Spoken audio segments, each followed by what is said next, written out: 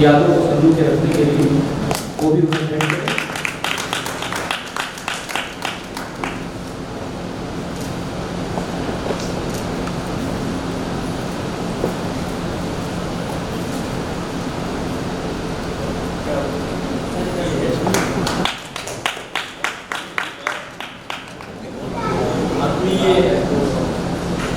सदन विदुषी बहनों, भाइयों, विद्वजन और इस कला मंडल के समस्त आयोजक तथा मेरी लाडली कृष्णा दो बहुत ही महत्वपूर्ण व्याख्यान हमारे सामने हुए संज्ञा पर।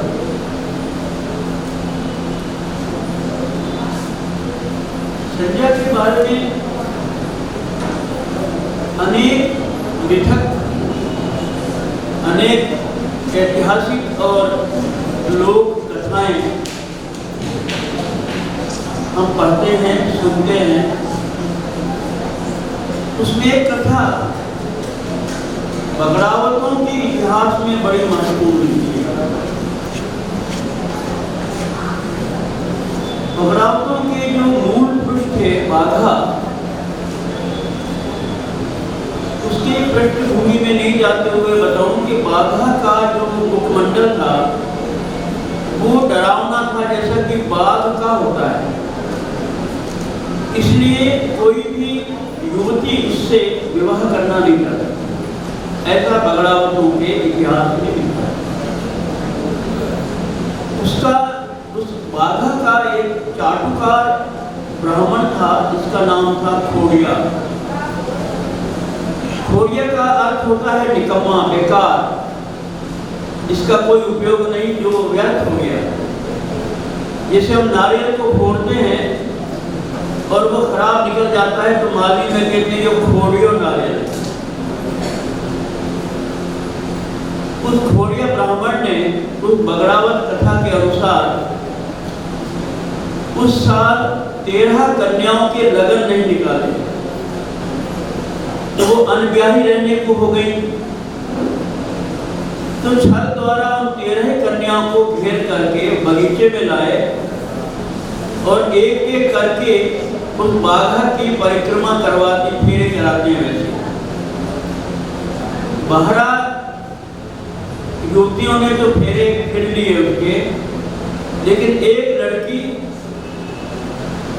जिसका नाम था जानवी, उसने फेरे नहीं फिरे और वहां से वो भाग खड़ी हुई। तो खोड़िया ने कहा ये भूल गई, भूले पड़ गई, ऐसा शब्द आता है, भूले पड़ गई, इसको समझ में नहीं आई, इसलिए ये भूली यहाँ से चली गई। तो बहुत है, तुमको तो 12 रानियां मिल गई, एक को छोड़ दो।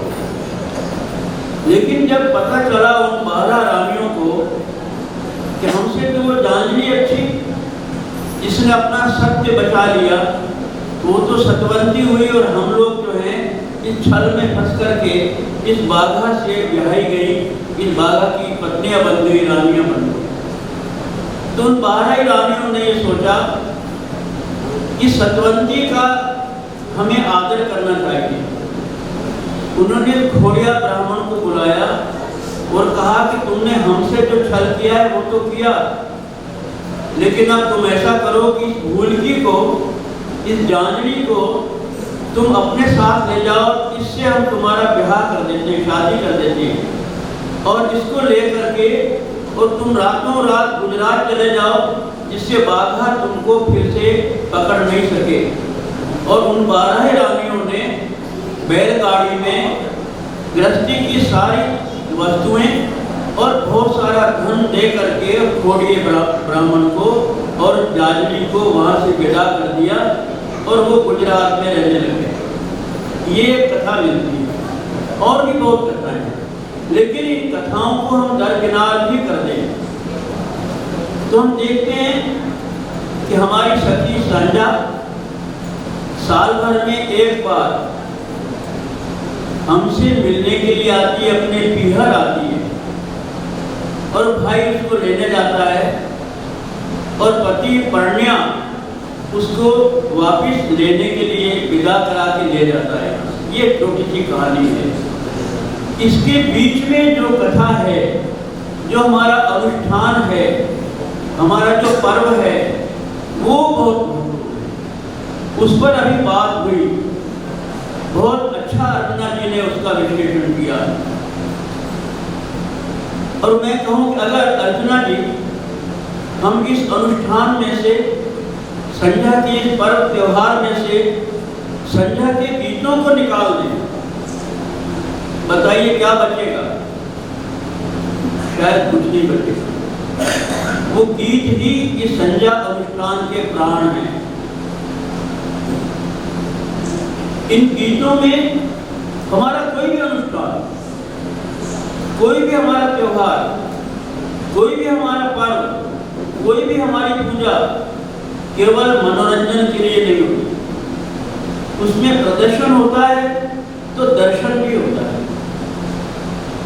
हम जो लोक पर काम करने वाले शोधार्थी हैं, हमें इस बात का ध्यान रखना चाहिए कि इसमें प्रदर्शन में दर्शन कहाँ छुपा हुआ है। क्यों हम संध्या की आरती करें, क्यों संध्या को हम काम की मंडान करें? इसके पीछे कुछ न कुछ तो होगा। ठीक है, संध्या पीहर से पीहर आई, विदा हो गई, चली गई, साल में एक बार आई, लेकिन इसके पीछे दर्शन ये है, जैसा कि अभी गीत में कहा था कि संध्या की मंडावन गोबर से होती है। कि गोबर से क्यों होती है? और गो साधन से, खड़िया की लकीरों से भी हो सकती थी, मिट्टी से भी हो सकती थी, लेकिन गोबर से होती है। लेकिन गोबर से नहीं होती, उसमें भी एक पेंच है, हरे हरे गोबर से होना चाहिए। संजय भाई मांगे हरे हरे गोबर, ये है ना। तो हरिया हरिया गोबर का गाय का कोई उल्लेख नहीं है, संकेतिक है। संजय भाई मांगे हरे हरे गोबर, कटा चलोगे ना हरे हरे गोबर। और आप कभी गांव में रहने वाले हो तो गांव में जाकर के देखें, इन दिनों जाके देखें कि हरा हरा गोबर तो केवल गाय का ही होता है, भैंस का नहीं होता। कितना बड़ा संकेत है। संजय भाई मांगे हरे हरे गोबर, गाय की बात है, गाय को पूजने की बात है। और इससे और आगे की बात यह है कि वो कहती है कटा से लाओ मैं ना हरे हरे गोबर, कहाँ से लाओ मैं हरा हरा गोबर। और फिर वो अपने परिवार की संपत्ति को, अपने परिवार की संपदा को व्याख्याति करते हुए कहती है कि हमारा वीरा के वाड़ा में हाथ वर्णी गाय, मेरे भाई के वाड़े में कई प्रकार की गाय हैं, वटा से लाऊं मैंने हरे हरे गोबर, वहां से लाऊं। तो गायें एक नहीं है, बहुत सारी गायें हैं मेरे भाई के पास। हमारे एक शब्द है अर्चना जी, विनीता जी आपने सुने इस बात को, ऐसा बात भी सुने। शब्द है हमारे यहाँ जिसका अर्थ बदल गया। शब्द है गौरवशाली। होते होते होते गौरवशाली का अर्थ हो गया बदल करके। लेकिन गौरवशाली का मूल उत्स है जिसके बारे में ये गायों का रव होता था, गाय रंभाती थी, वो व्यक्ति गौरवशाली कहलाता। जिसके बारे में अधिक से अधिक गाय होती थी तो अधिक गौरवशाली कहलाता। और ये पदवी नंद और महानंद महाभारत में आप चले जाइए, कृष्ण के पालित पिता नंद, क्योंकि वो उस गांव में सबसे अधिक गायों के स्वामी थे, इसलिए वो नंद कहलाते थे। उससे ऊपर अधिक गाय होती थी वो महानंद कहलाते थे। तो जिसके बारे में अधिक गायों का रव होता है, गाय रंभाती है, वो गौरवशाली होता है। इस प्रकार वो बहन अपने भाई को गौरवशाली बताना चाहती है कि मेरा भाई इतना गौरवशाली है कि उसके बाड़े में कई नस्ल की गाय हैं, वहां से मैं हरा हरा गोबर लाओ और उससे संध्या की मंडावन करो। मंडावन तो हो गई, लेकिन संध्या भी कहती है कि संध्या बाई मांगे भांत वरना पूर्णा, उसको फूल भी भांत भांत के चाहिए, प्रकृति में जाना पड़ेगा। इन दिनों प्रकृति में कई प्रकार के फूल, वो फूल जो गांव में उपलब्ध होते हैं, बगीचे में नहीं, बगीचे में भी हो सकते हैं। तरोई के फूल, कोहरे के फूल, ऐसे बहुत सारे हरे फूल होते हैं, लाल फूल, पीले फूल, सफेद फूल और कोमल कोमल हरी हरी पत्तियां, इन सबको मिला करके और उसका श्रृंगार होता है। और उस श्रृंगार से हर कन्या, हर किशोरी अपनी संध्या को सुंदर से सुंदर बनाना चाहती है और रंग विधान सीखती है। इस प्रकार अभी संस्कार की बात की थी हमारी बहन ने, वो ये सीखती है कि किस प्रकार से रंग विधान, कैसे मैं हरा कहाँ लगाऊं, पीला कहाँ लगाऊं, लाल कहाँ लगाऊं। ऐसा नहीं हो कि मैं लाल पीला अलग अलग लगा करके रंग विधान बिगाड़ लूं। तो अपने उस उम्र में, अपनी किशोर वय में वो रंग विधान का ज्ञान प्राप्त कर लेते हैं और अपने कोमल कोमल हाथों से सुंदर से सुंदर उसका मंडावन करती है गोबर से। और हर लड़की ये चाहती है कि मेरी संध्या सबसे सुंदर बने। और ये होड़ जो होती है, ये प्रतियोगिता जो होती है, ये उन लड़कियों को कलात्मक बनने के लिए प्रेरित करती है। ये है दर्शन उसके। ये जो आप चित्र देख रहे हैं बहुत सारा किला कोट का, किला कोट ही है ना, ये किला कोट कहते हैं इसको। इसमें जो प्रतीक चिन्ह है वो सारे मांगलिक प्रतीक चिन्ह हैं, चाहे वो हाथी हो, पालकी हो, बाजोट हो, चौपड़ हो। इसमें एक नहीं दिख रहा मुझे, कहीं कहीं होती है दही बिलोनी होती है। दही बिलोनी बहुत जगह मानी जाती है, जिससे दही मानी, उसका एक प्रतीक है कि दही बिलोनी है, अर्थात उसके घर में बहुत सारी गायें हैं और उसमें बहुत सारा दूध होता है घर में उसके, उसका प्रतीक है। जितने भी हैं यहाँ पर सारे घर की, हर परिवार की सुख संपदा और मांगलिक चिन्हों को माना जाता है, उनकी पूजा की जाती है। चांद हो, सूरज हो, हाथी हो, घोड़ा हो, बाजोट हो या मोर हो या केला हो, इन सबको मान करके इन प्रतीक चिन्हों के माध्यम से हम अपने घर के मांगलिक चिन्हों को, मांगलिक प्रतीकों को मानते हैं और उनकी पूजा करते हैं, जिससे हमारे घर में मंगल मांगल्य बढ़ता है। यह है संध्या का दर्शन। अब जब संध्या जब जाने लगती है तो ये बहुत अच्छी बात कहती है, एक पंक्ति छोड़ दिए लोग। अब हाथी भी आया, घोड़ा भी आया, पालकी भी आई। संध्या पालकी में क्यों नहीं बैठी? ग्राम्य है तो गाड़ी में जाएगी, बैलगाड़ी में जाएगी। और एक बात, छोटी सी गाड़ी आपने कभी देखी नहीं होगी, राजस्थान में होती है, जिसे दमनी कहते हैं, जिसमें 2 व्यक्ति बैठ सकते हैं। छोटी सी गाड़ी होती है, उसमें दिखता है 2 बैठे हुए, जैसा कि इसमें दिखाया है पालकी में। ऐसा उस गाड़ी में भी पालकी जैसी दमनी होती है, छोटी सी गाड़ी रड़कती जाए, आवाज करती जाती है। तो वो सारा कह दिया उन्होंने किस प्रकार से जाती है, अपने पायजेब झटकाती जाए, बिछिया झटकाती जाए। लेकिन एक पंक्ति आप और जोड़ लीजिए कि आंसू ना ढरकाती जाए, क्योंकि बेटी जब विदा होती है, बहन जब विदा होती है पियर से ससुराल जाती है, तो उसके आंखों में आंसू तो आते ही आते हैं, चाहे वो कितनी बड़ी उम्र की हो जाए, लेकिन आंसू तो आते हैं। तो गीत ये भी कहता है कि आंसू ना ढरकाती जाए, आंसू ढरकाती हुई जाती है। और फिर मैंने एक गीत और पढ़ा और मुझे बहुत सोचना पड़ा उस गीत पर। संध्या बाई चालिया सासरे चांद गयो गुजरात। मैंने कभी गुजरात क्यों चला गया चांद? क्योंकि जिस दिन संध्या विदा होती है उस दिन चांद तो होता ही नहीं, अमावस्या। फिर चांद, कौन सा चांद गुजरात चला गया? हमारी संध्या चांद, वो हमारी संध्या जो है वो हमारा चांद है, वो चली गई गुजरात। संध्या बाई चालिया सासरे चांद गयो गुजरात। तो गुजरात इसलिए गई कि खोड़िया बामन उस उसको शादी करके गुजरात ले गया था। गुजरात से आती है यहाँ और गुजरात से यहाँ आकर के चली जाती है। संध्या चाहे मालवा की हो, संध्या चाहे राजस्थान की हो, हरियाणा की हो, पंजाब की हो, महाराष्ट्र की हो, संध्या तो संध्या होती है। नाम बदल जाए, धाम बदल जाए, संध्या तो संध्या रहेगी। वो लाड उसको वैसे ही मिलेगा, उसमें अंतर नहीं पड़ा है। अभी आपने सुना कि महाराष्ट्र में चाहे वो भूलीबाई बन गई हो, लेकिन संध्या तो रही। नाम बदलने से संध्या नहीं बदली, नाम बदल गया, धाम बदल गया, लेकिन संध्या तो संध्या बनी है। और जब वो अपने बताया कि जब वो लेने आता है उसका पढ़निया, उसका पति छोड़िया, तो वो लड़कियां, वो सालियां उसको गुदगुदाती हैं। और जो स्वाभाविक है, हर जमाई जब आता है तो सालियां तो छेड़ती है ना उसको।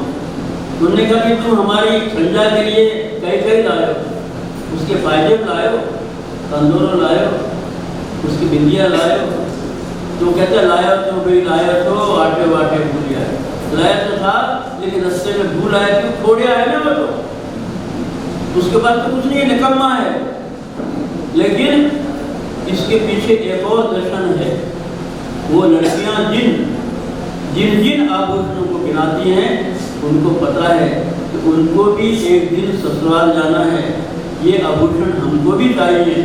वो अपने परिवार को, अपने माता पिता को, अपने समाज को बताती हैं कि ये आभूषण होते हैं। जब विवाह होता है तो ये आभूषण हमारे लिए भी तैयार होना, उनका अपना सपना होता है। और अपने सपने को साकार करने के लिए संध्या के माध्यम से वो अपनी बात कहती हैं कि ये आभूषण, ये सुहाग आभूषण बहुत अनिवार्य होते हैं। वो संध्या के माध्यम से, वो संध्या जब चली जाती है तो इसमें बहुत बड़ी बात इसमें हमारा ध्यान उधर जाता है। हम गीत सुन के रह जाते हैं, गीत गा के रह जाते हैं। संध्या बाई चाल्या सासरे चली गई, लेकिन हिरनी तारा उठ गया। और हिरनी तारा तब उठता है जब संध्या हो जाती है, अंधेरा होने लगता है। तो संध्या उनसे कहती है, तो आपने कहा डेरी में कटोटेगा, संध्या बाई सारी बाई मारेगा, टूटेगा, डेरी में कटोटेगा। वो संध्या कहती है कि मैं तो जा रही हूँ ससुराल। वो कहती है लड़कियां, उसकी सखियां, उसकी सहेलियां कि साथा जा जो संध्या बाई नाके साथ करे। संध्या बाई को सासरो गुजरात में, संध्या बाई को सासरो सागर में। वो चली गई वहाँ पर सागर में, गुजरात में। लेकिन उनसे कहती है कि मैं तो जा रही हूँ, तुम जल्दी अपने घर जाओ, अंधेरा हो रहा है। और हिरनी उग गई है, और हिरनी उग गई है तो हिरनी का बड़ा बड़ा दाम डराती है, क्योंकि अगर लेट पहुँचोगी, देर से पहुँचोगी तो सारी बाई मारेगा, कूटेगा, डेरी में कटोटेगा। क्योंकि किसी भी कन्या को दिन अस्त होने के बाद में अपनी देहरी से बाहर नहीं रहना चाहिए, ये संकेत है। इसलिए अंधेरा हो उसके पहले तुम अपने घर में चली जाओ, वरना तुम बाहर जाओ रहोगी, तुम्हारी माँ तुमको डांटेगी, मारेगी, पीटेगी, कटोटेगी, डांटेगी, फटकारेगी। इसलिए ये संकेत है किसी भी कन्या को अपने समय पर अपने घर आ जाना चाहिए, बाहर नहीं रहना चाहिए। उस समय की बात। ये सारा दर्शन केवल प्रदर्शन नहीं है, उसके पीछे ये सारे संकेत हैं। गुजरात की बात हम करें कि गुजरात से हमारे संबंध क्या है, गुजरात क्यों बार बार आता है। हमारी को चांद हमारा गुजरात चला गया, गुजरात से हमारे वैवाहिक संबंध आज भी हैं। हमारे यहाँ तो एक गीत गाती हैं हमारी बहनें, मेहंदी तो वाई मालवे रंग गयो गुजरात मेहंदी रंग गाती है ना। इसमें भी बहुत बड़ी बात, मेहंदी तो यहाँ हुई और रंग गुजरात में आया। ये क्या हो गया, यहाँ क्यों नहीं आया रंग? लड़की यहाँ पैदा हुई, कन्या यहाँ पैदा हुई, वो यहाँ युवती हुई और उसका विवाह गुजरात में हुआ। उसकी जीवन में निखार वहाँ गुजरात में जाकर आया। लड़की का निखार विवाह के बाद आता है, उसका परिवार बनता है, उसका रूप रंग निखार पर आता है। तो मेहंदी तो वाई मालवे रंग गयो गुजरात मेहंदी रंग गाती है ना आप लोग। तो ये है उसके पीछे, गुजरात इतना ही नहीं है। कभी एक गीत आपने वो सुना हो, जब लग्न आ जाते हैं घर में, और जब हम सबसे पहले गणपति को बुलाते हैं, गणपति हमारे उज्जैन में भी, इंदौर में भी, और भी बहुत जगह बड़े बड़े तीर्थ हैं हमारे गणपति के, लेकिन हम गणपति गुजरात से बुलाते हैं। गढ़ रे गुजरात से आयो हमारा गणपति, आज में बैठे हो रे बड़ला की छाव। हम गणपति गुजरात से बुलाते हैं, क्यों बुलाते हैं? कि वो हमारे सगे संबंधियों का अंचल है। तो पहली पत्रिका तो हम सगे संबंधियों को देंगे, नहीं तो वो नाराज हो जाएंगे कि हमको तो भूल गए, तुम लोगों को पत्रिका बांट रहे हो, पहले तो हमको देना थी। इसलिए हम पहली पत्रिका गणपति जो गुजरात में हैं, जो हमारे सगे संबंधी हैं, उनको देते हैं। आज में बैठिया रे बड़ला की छाँव। मुझे एक विद्वान ने पूछा कि बड़ला की छाँव, वट के नीचे, वट वृक्ष के नीचे क्यों बैठे गणपति? और बहुत सारे छाया वाले पेड़ थे, चलिए बबूल के नीचे नहीं बैठते, कांटे थे, खेजड़े के नीचे नहीं बैठते, कांटे थे, और भी तो छायादार वृक्ष थे, वट के नीचे क्यों बैठे? अरे मैंने भैया बहुत सीधी सी बात है, वट तो उसके बाप का घर है, शिव जी का स्थान है वो, वट में तो शिव जी रहते हैं। और किसी गांव में हम जाएंगे, उस गांव में अगर मेरे पिता का घर हो और मैं पिता के घर को छोड़ करके अपने मित्र के घर चला जाऊं, तो पिता तो नाराज हो जाएंगे ना। तो पहले वो अपने पिता के घर में जाते हैं, वहाँ विश्राम करते हैं, बैठते हैं छाया में, अपने पिता को प्रणाम करते हैं, और फिर वो आने जाने वालों से पूछते हैं कि भैया रुको जरा, मैं यहाँ निमंत्रित आया हूँ विवाह में, वो जो फलाने जी के यहाँ शादी है, विवाह है, जिनके घर में बाड़े में केले का वृक्ष लगा हुआ है, वहाँ मुझे बुलाया है, वो घर कहाँ है मुझे बताओ। वहाँ बैठ के आराम से अपने वहाँ के घर का वो पता पूछते हैं। तो गुजरात से हमारे संबंध हैं, हमारी संजय भी गुजरात से आती है यहाँ पर, और गुजरात से आकर के और वापिस अपने घर चली जाती है, सड़कती हुई, आंसू फैलाती हुई, और फिर आपके साथ आए।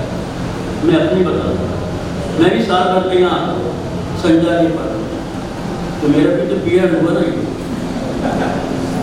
अरे पीरियड इसलिए हुआ कि मैं जहाँ रहता हूँ वो मेरा ससुराल है, सचमुच में जहाँ मेरा घर है वो मेरा ससुराल है। तो ये लोग मुझे बुलाते हैं यहाँ पर कि भैया ससुराल में तो रह ली, बाकी दिन 15 दिन हमारे यहाँ आ जाओ, यहाँ पर संजय में शामिल हो जाओ। तो मैं अपने पीरियड में आता हूँ, अपनी सखियों से, अपने सखाओं से मिलता हूँ, उनका स्नेह लेता हूँ, और फिर वापस चला जाता हूँ उनके आशीर्वाद देकर, उनका स्नेह लेकर के। और वो संजय को किस प्रकार से देखती हैं, टीकी लेकर के, काजल टीकी लाओ रे भाई, संजय ने सजाओ रे भाई, तो थोड़ी देखती है उसको, अच्छी तरह श्रृंगार करके उसको देखती हैं, काजल टीके लगा करके। ये हमारी जो परंपराएं हैं, इन परंपराओं का निर्वाह हमारे ये जो पर्व हैं, हमारे जो अनुष्ठान हैं, ये करते हैं। ये किताब मेरे हाथ में है, ये किताब के बारे में कुछ कह रहा हूँ। आज धीरे धीरे, बहुत धीरे धीरे संजय की मंडावन शहरों में तो लगभग खत्म हो गई है, गांव में अभी भी जिंदा है। और जिंदा इसलिए कि अभी कुछ कच्चे घर गांव में मौजूद हैं, कच्ची दीवारें अभी भी मौजूद हैं, और अभी भी ग्राम संस्कृति अभी जिंदा है। इसलिए हमारी वो बच्चियाँ, हमारी कुमारिकाएँ, हमारी वो किशोरियाँ आज भी संजय की मंडावन करती हैं। फिर बीच में एक बात चली कि बहुत बड़ा एक पाटा एक मिला करके उस पर स्केच से सारे ये प्रतीक चिन्ह मार करके संजय की पूजा आरती होने लगी, करो संजय की आरती। वो भी बंद हो गई, अब वो भी नहीं होती है, क्योंकि कौन इतनी सुंदर सुंदर दीवारों पर गोबर लगा करके अपनी दीवारें खराब करे। माँ बाप भी करने देंगे और करने चाहे तब भी। आज हमारे ये संजय चले नहीं जाए हमारे बीच में से, ये गीत चले नहीं जाए हमारे बीच में से। और एक बात और कहना चाहता हूँ, कृष्णा जी मेरी बात सुने, कि अगर जिस दिन हमारे ये गीत चले गए और गीतों के ये स्वर चले गए तो हमारी संस्कृति चली जाएगी। उसी स्वर में उन गीतों को तो बचाना है, लेकिन गीतों की धुन को भी बचाना है। ये किताब मुझे किसी ने दी, पता नहीं किसने दी, मुझे डाक से मिली या किसने मेरे हाथ में दी। इसमें संजा की गीत और मैंने एक पढ़ा। मेरी आदत है कोई मुझे किताब भेंट करता है तो मैं उसको पूरी तरह से पढ़ने की कोशिश करता हूँ। इसमें हर गीत मैंने पढ़ा है और हर गीत पढ़ते पढ़ते ऐसा लगा जैसे मेरी छाती में किसी ने कील ठोक दी। हर गीत पढ़ने के बाद 10-12 गीत हैं तो 10-12 कीड़ें किसी ने मेरी छाती में ठोक दी, ऐसा इसको पढ़कर मुझे लगा। ये सारे गीत हिंदी में हैं और रचे हुए हैं और रचे हुए हों संजा नहीं,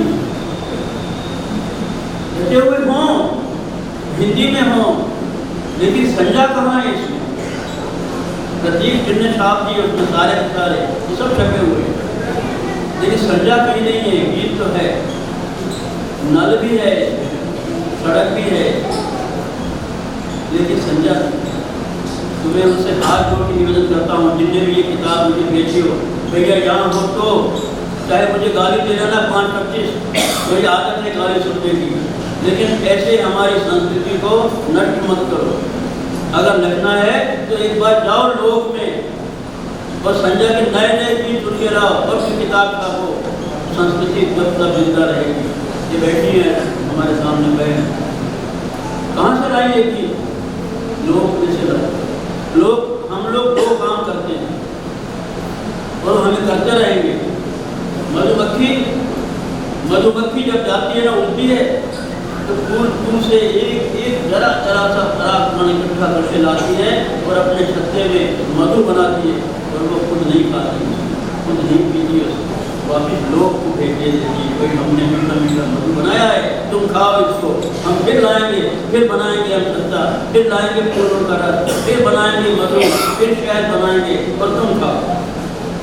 और एक शब्द है मराठी में, पता नहीं क्या बोलते हैं, हमारे यहाँ न्यारगर एक जाति होती है, न्यारगर, उसको मराठी में जिसने बताया था धूल धोया कहते हैं। वो क्या करता है, हम वही काम करते हैं। वो ये करता है कि सुनार की दुकान से कचरा खरीदता है, धूल खरीदता है। केवल एक सुनार ही होता है, बाकी सब अपनी दुकान का, अपने घर का कचरा बाहर फेंकते हैं और सुनार अपनी घर का, अपनी दुकान का कचरा वापस ले जाके कोने में ढेर करता है, क्योंकि उसमें धातु कण होते हैं, सोने के भी होते हैं, चांदी के होते हैं, जो उसके जाने अजाने टूटे गिर जाते हैं। तो वो धूल धोया, वो न्यारगर उसको खरीदता है, मोल लगाता है उसका, और उस धूल को धो करके उसमें से न्यारा करता है, उसमें से धातु निकालता है, सोना भी निकालता है, चांदी भी निकालता है। हम लोग के आराधक, हम लोग के शोधार्थी यही करते हैं कि वहाँ जा करके धूल में से, उस धूल में से हम कुछ न कुछ अच्छा निकाल के ला करके लोग को समर्पित करने का प्रयत्न करते हैं। जैसा कि हमारी कल्पना बहन ने किया, पता नहीं कहाँ से लाई, क्या इन्होंने गीत रचे, क्या गीत इन्होंने घड़े? हमारे लोग में बहुत बड़ा है, इतना बड़ा है कि हम लाते लाते थक जाएं तो भी हम उसको पूरा नहीं कर सकते, नेति कहना पड़ेगा। आज भी ऐसी किताबें छपें तो आप कहिए कि मैं आपको दे सकता हूँ किताब, मुझे इसकी जरूरत नहीं है, इसको पढ़ें तो मुझे नहीं, जिसने लिखी हो, नाम नहीं किसी का है, एक गांव का नाम है, उस गांव के समिति ने इसको छापा है और मुझे किसने क्यों भेजा मैं नहीं जानता। हो सकता है डाक से भेजा हो सकता है किसी समाधियों के हाथ में। तो ये किताब, ऐसी किताबें नहीं छपे और छपे तो उसको वर्जना करेगा कि भैया हमारे लोग में से गीत लाओ, नए गीत लाओ, उनको हमारी संजा को जिंदा रखो। संजा जिंदा रहेगी तो लोग जिंदा रहेगा, लोग जिंदा रहेगा तो हम जिंदा रहेंगे, और हम जिंदा रहेंगे तो ये हमारी संस्कृति जिंदा रहेगी। ऐसी कृपा हम करें। आज इतना बड़ा काम उज्जैन जैसे शहर में रहकर कृष्णा बहन ने जो किया है, इनके परिवार ने जो किया है, इनके मंडल ने जो किया है, उसको मैं प्रणाम करता हूँ, वंदन करता हूँ। मार्गी में कहूँ तो भोग लगाता हूँ कि इन्होंने इतना बड़ा काम किया है। यहाँ रह करके ये सारे प्रतीक चिन्ह एक जगह ला करके खड़े कर दिए, एक एक चिन्ह शुरू से देख लिए, उसी क्रम से ये चित्र बनते हैं। 14 दिन, 15 दिन, 16 दिन तक नहीं बनते हैं। 16वें दिन तो वो बना रहता है, उस दिन हम ले जाते हैं उसको सिर पर उठा कर, ऐसा नहीं भेजते हम। कायदे से टोकरी में भर के सिर में रख करके सरोवर पर जाते हैं, नदी पर जाते हैं और उसकी आरती करते हैं, उसकी गीत गाते हैं और उसको विदा करते हैं कायदे से। ये हमारी परंपरा है, ये हमारी संस्कृति है। आज संजा हमारे बीच में से चली नहीं जाए, उसको बचाने के लिए इन्होंने ये काम किया। संजा जा रही है और संजा चली गई तो हमारा क्या होगा? संजा को बचाया है। कुमारी काम की संजा, उनकी सहेली, उनकी सखी हमारे बीच में जिंदा बनी रहे, ऐसा काम, ऐसा महत्वपूर्ण काम उन्होंने किया है। वंदनीय है, वंदनीय है, वंदनीय है।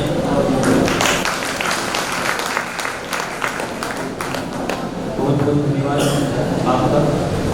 निश्चित ही जो आपके अनुभव है, उनकी जो चिंता है, आपका भाव नजर आ रहा है, वही चिंता सबकी भी है। तो तीनों व्याख्यानों के बाद अगर संजा गीतों को दशा पालन न किया जाए तो ये आयोजन अधूरा है। मैं संजा की मालवी संजा गीतों के लिए आमंत्रित कर रहा हूँ। पल्लवी बेंद्रे, पल्लवी बेंद्रे भारतीय शास्त्रीय संगीत में स्नातक, भारतीय शास्त्रीय नृत्य कथक में स्नातक है, स्नातकोत्तरी है, बाल्यकाल से नृत्य, नाट्य, संगीत में पारंगत। पल्लवी ने अखिल भारतीय कालिदास समारोह में लगातार कई वर्षों तक नृत्य, अभिनय, संगीत की प्रस्तुति दी। वर्तमान में इंदौर में नृत्य एवं संगीत की कक्षाओं का संचालन करते हुए पूर्ण रूप से कलाकार में सक्रिय है। तो